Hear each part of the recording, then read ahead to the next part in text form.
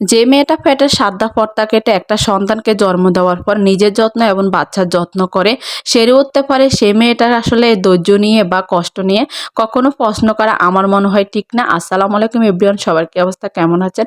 আশা করি যে জায়গা থেকে আমার ভিডিওগুলো দেখছেন অবশ্যই সবাই ভালো আছেন। অনেকে আমাকে প্রশ্ন করেন আমি অসুস্থ শরীর নিয়ে এতটুকু একটা বাচ্চা নিয়ে তার মধ্যে একা একা বাসায় থেকে সংসারে সব কাজ করে কিভাবে আমি ফেসবুকে সময় দিই।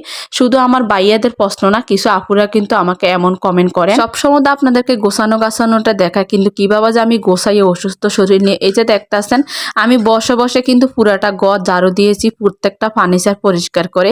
এই যে এখন বসে বসে হাওড় করে করে আমি পুরোটা বাসা পরিষ্কার করব। নতুন বাসা আসার পর থেকে নতুন বাসার সামনের রুমটা ফুল টাইলস করা, এত পরিমাণে ময়লা দেখেন। আমি একটু কিন্তু ক্যামেরাতে কিন্তু ভিডিও করে রেখেছি, এত পরিমাণ দাগ। আজকে কিন্তু এগুলো আমি বসে বসে সবগুলো পরিষ্কার করছি। রান্নাবান্নাটা খুব সকাল সকাল শেষ করে ভাবলাম একটু পরিষ্কার করি। বেসিংয়ের সামনের জায়গাটাও কিন্তু অনেক পরিমাণে নোংরা। আসলে আমি যে বাসায় থাকি সেই বাসাটা কিন্তু জকজকে করার রাখার চেষ্টা করি। অনেক ভাড়াটিয়ারা আছেন, মানুষের বাসা ভাড়া থাকলে তারা কোনো রকম থাকে, মানুষের বাসা পরিষ্কার করে না।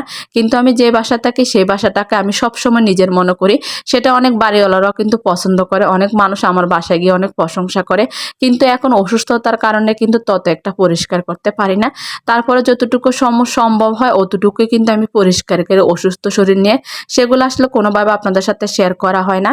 এই যে বেসিংয়ের সাইডের পুরো টাইলসটা পরিষ্কার করলাম, বাথরুমটা কিন্তু সাদা টাইলস, সেটাও কিন্তু আমার পরিষ্কার করতে হবে। এই যে পুরোটা বাসা গুছিয়ে যতটুকু সম্ভব আমি কিন্তু পরিষ্কার করেছি। পুরো বাসার টাইলসে কিন্তু সাদা টাইলসের মধ্যে কিন্তু অনেক পরিমাণে ময়লা বসে, যেহেতু সামনের রুমের সাথে আমার রান্নাঘরটা একদম অ্যাডজাস্ট করা।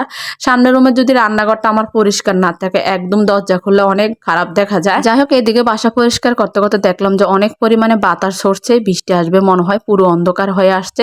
একটু পরে কিন্তু 2-1 ফোঁটা বৃষ্টিও আসছিল। যাই হোক, যারা আমাকে এ ধরনের প্রশ্ন করেন সবাইকে বলবো মাশাআল্লাহ বলবেন, আমার জন্য দোয়া করবেন যাতে আমি সুস্থ থাকতে পারি, সুস্থভাবে কাজ করতে পারি। আমি মনে করি আমার ধৈর্য পরিশ্রম আমার সফলতার মূল চাবিকাঠি। আমি যদি ধৈর্য না ধরে পরিশ্রম না করি কখনো কিন্তু আমি সফলতার মুখ দেখতে পারবো না। আমার কিন্তু এই ছেলেটা যখন আমার পেটে আসে তখনও কিন্তু আমার নিজের হাতে আমি একা পুরো সংসারের কাজ করি। একা হাতে কিন্তু ছেলে জন্মানোর পর থেকে 7 দিন পর থেকে কিন্তু আমি একা একা আমার ছেলের সমস্ত কাঁথা বালিশ, আমার নিজের যত্ন, ছেলের গোসল করানো, আমার নিজের যত্ন নেওয়া, প্রত্যেকটা জিনিস আমি একা হাতে করেছি। কেউ আমাকে কখনো সাহায্য করেনি, আমি একা একা সব কিছু সামলেছি। অথচ এখন আমার দ্বিতীয় সন্তানের বেলা আপনারা প্রশ্ন করেন আমি কিভাবে এত কাজ করি, আবার ফেসবুকে এসে সময় দিই। অনেক ভাইয়েরা তো বলতেছেন আপু তোমার অনেক ধৈর্য আসে, তোমাকে দেখলে বোঝা যায় তুমি অনেক পরিশ্রমী মেয়ে। হ্যাঁ ভাই, আমার অনেক ধৈর্য, আমি অনেক পরিশ্রমী মেয়ে, পরিশ্রম করতে পছন্দ করি। কারো উপরে ভরসা রেখে না চলে, নিজেরটা নিজে করে খাওয়াটা অনেক ভালো। মানুষে একদিন করবে, 2 দিন করবে, 3 দিনের দিন কিন্তু মানুষের মুখের উপর অনেক কথা বলে দিবে। আমার এই বাচ্চারা যখন 7 দিন পরে আমাকে হসপিটাল থেকে নিয়ে আসে, আমি একা হাতে সমস্ত কাজ করি। মাঝে মধ্যে আমার মা এসে কিছু কাজ করে দিয়ে যেত। হঠাৎ করে দেখলাম বৃষ্টি পড়তেছে, মা ছেলে কিন্তু দৌড়ে ছাদে চলে আসলাম। ছাদে এসে দেখলাম যে বৃষ্টি থেমে গেছে। ভাবলাম অনেকদিন পরে বৃষ্টিতে ভিজবো। ছাদের মধ্যে দেখলাম বাড়িওয়ালারা কচু গাছ লাগিয়েছে, সেটার মধ্যে লতি এসেছে, আর কচু গাছের মধ্যে পানি পড়লে আমার এইভাবে ফেলতে কেন জানি ভালো লাগে। যাই হোক, সবাই আমার জন্য দোয়া করবেন। আসলে আপনাদের কমেন্টে আমি কখনোই মন খারাপ করি না।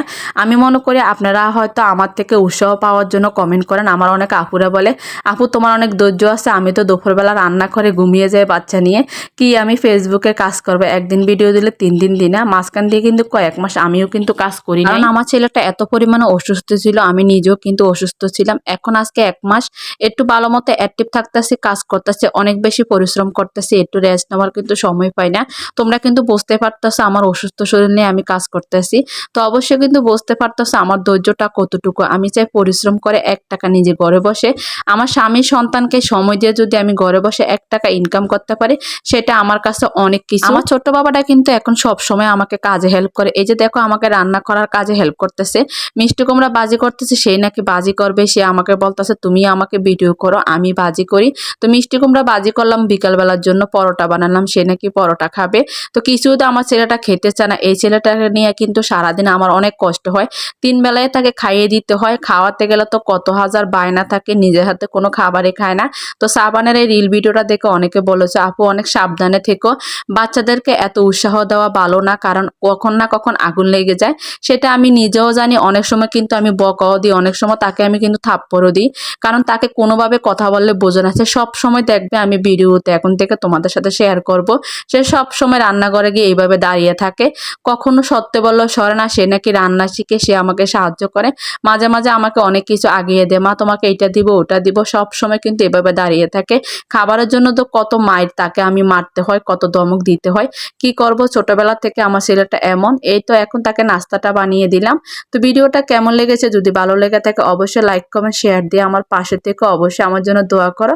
আর সবসময় আমার কাজ করা ভিডিও দেখলে অবশ্যই মাশাআল্লাহ বলে দিও। আল্লাহ হাফেজ সবাইকে।